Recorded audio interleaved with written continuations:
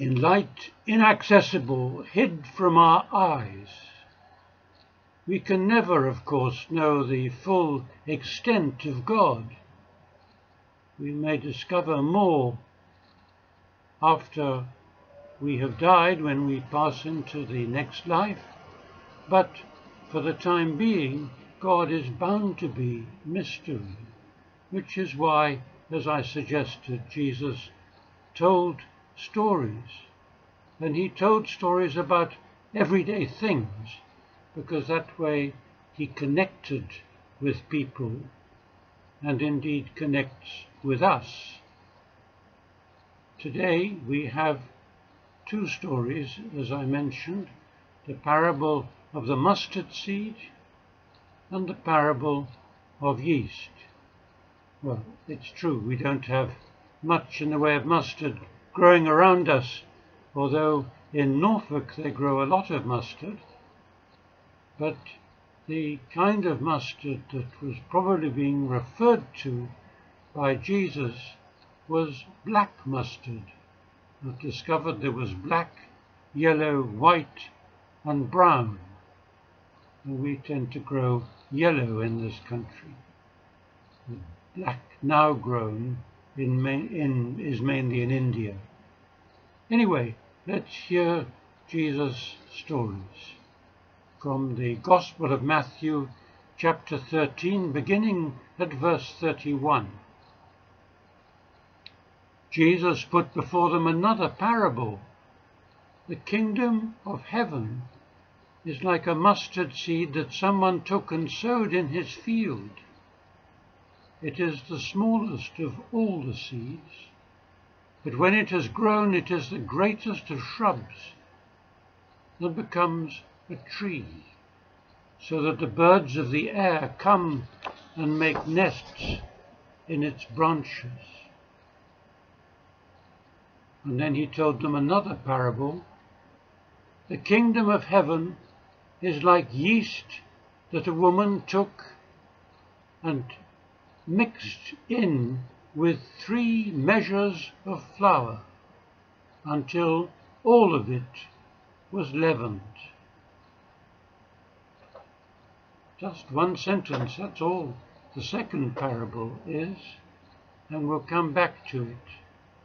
But going back to the mustard seed, what I think Jesus is talking about here is that out of one tiny seed, a huge plant can come.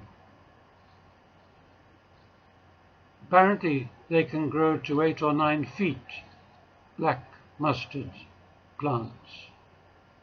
And the seeds are small, although not perhaps infinitesimal.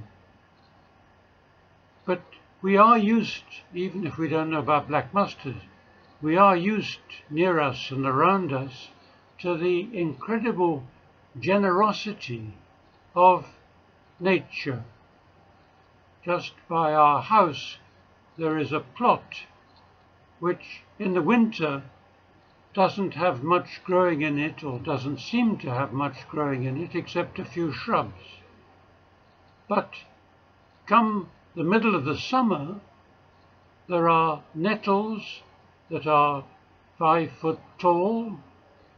There are other weeds that grow in profusion, brambles a few, thistles, and so on. So it looks completely different in the summer. And then, of course, like the leaves on the trees, all of that will wither and die, or stay at any rate dormant. That's the generosity of nature, and I think Jesus is pointing to the generosity of God, because he's saying this mustard seed is the kingdom, is like the kingdom of heaven, which is the essence of his preaching.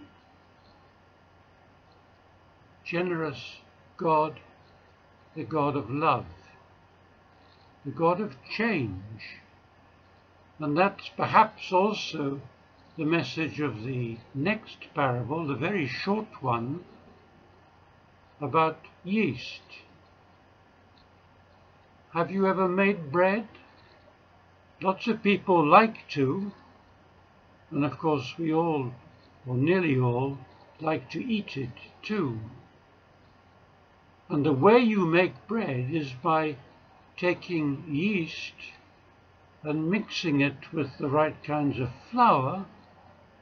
And I think that what you do is melt the yeast in water, warm water, and use that water to knead the bread, to mix it all up, to make the bread, the flour, moist. That's what is going on, and as you do that, so the yeast penetrates the whole bunch of flour and gradually ferments in it to produce throughout the bread little pockets of air. And it's that when you then bake it becomes the bread which we eat. And that's again a sign of the greatness of God's generosity. The story talks about 3 measures of flour, but what the word measure here means a bushel. In other words, there was a great deal of bread that was being baked in this story. The woman wasn't a housewife, she was a baker, producing enough bread, so they say, for 100 people. Wow, a party. And that bread had in it the transformation of the yeast, these pockets of air. And in the Bible, of course, air is a sign of the breath of God. So we have a very special idea of the kingdom as being something that has been transformed through the power of God, and the Holy Spirit, the breath of God, fills every part of it. That's the idea that I think Jesus wants us to take away. Generosity, abundance, transformation, and the presence of God.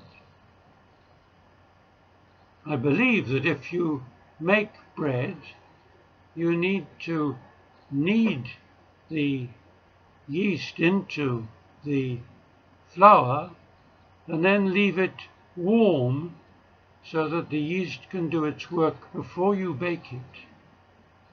And that led me to think about the song, Love, I've got my love to keep me warm, because it's the love of God which is where the bread is baked. So let's listen to that song.